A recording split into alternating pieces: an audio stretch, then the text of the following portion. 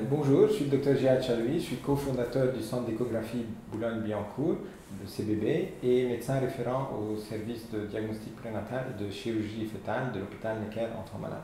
Nous avions discuté de la chirurgie fœtale globalement, et aujourd'hui on va parler des cardiopathies congénitales sur lesquelles on peut intervenir pendant que le bébé est dans le ventre de la mère, donc de la chirurgie fœtale in utero.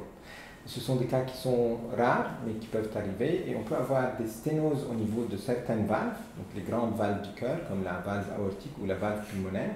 Et cette sténose, ça veut dire que c'est serré ou très serré, va constituer un obstacle au ventricule, donc au muscle du cœur qui est en train de pomper. Donc s'il y a un obstacle qui est très sévère, ce muscle ne va pas pouvoir se développer, et au lieu d'avoir un cœur avec deux ventricules qui fonctionnent, il y a un des ventricules qui va devenir dysfonctionnel ou qui va plus fonctionner, ce qui constitue un grand problème, pas pendant la vie fœtale, pendant la grossesse, mais après la naissance. Le cœur de ce bébé aura un seul ventricule qui est fonctionnel, et c'est très compliqué d'avoir deux circulations avec un seul ventricule. Donc il aura besoin de beaucoup d'interventions qui ne peuvent pas vraiment guérir ce bébé.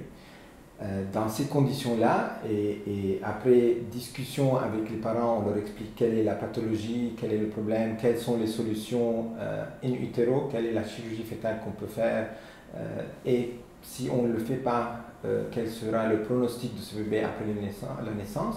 Donc on doit avoir leur consentement, parce que la chirurgie in utero pour ce type de cardiopathie, de malformation, elle est à risque, elle comporte un risque. Ça veut dire que quand on mène cette bataille, on sait qu'on le fait pour améliorer le pronostic du bébé et avoir un cœur avec deux ventricules fonctionnels, mais on sait que parfois quand on fait cette intervention, le cœur ne peut pas tolérer tout le temps l'intervention, et ça peut se passer mal, on peut avoir des complications et perdre ce fœtus. Donc quand on va la faire, on explique aux parents les risques, mais on insiste aussi sur les bénéfices, où quand cette chirurgie réussit, ce bébé aura un cœur avec deux ventricules fonctionnels et qui faciliteront sa vie, et il aura peut-être une vie normale après.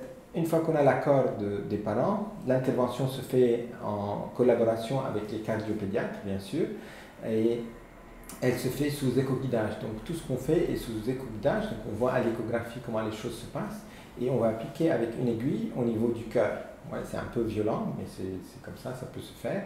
Et on passe à travers l'aiguille un cathéter, comme celui qu'on utilise chez les adultes pour les cardiopathies, quand ils ont les coronaires, les petits vaisseaux bouchés, on passe un petit cathéter avec un ballonnet. Donc on fait la même chose sous échoguidage. Nous, les obstétriciens, on pique sous échoguidage dans le cœur, on passe le cathéter qui va passer à travers cette valve qui est très serrée, et avec la collaboration avec le cardiopédiatre, on va gonfler le ballonnet, donc qui va se dilater dans la valve et la dilater.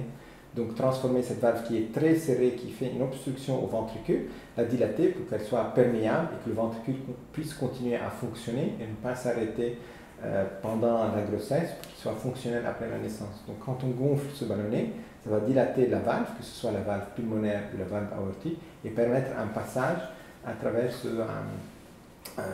valve. Donc une fois que c'est fait, on enlève le cathéter, puis on enlève l'aiguille, et on voit comment le bébé et le cœur surtout, va s'adapter à cette intervention. Donc on le surveille, parfois on lui donne de l'adrénaline, parfois on enlève un peu de sang. Donc il y a une petite surveillance qui se fait dans les suites immédiates de l'intervention, et puis il sera surveillé bien sûr en échographie jusqu'à la naissance. Si vous avez des questions à propos des cardiopathies, des problèmes cardiaques, des malformations cardiaques pendant la grossesse, l'équipe du CBB est là pour vous répondre, et n'hésitez pas à nous les poser.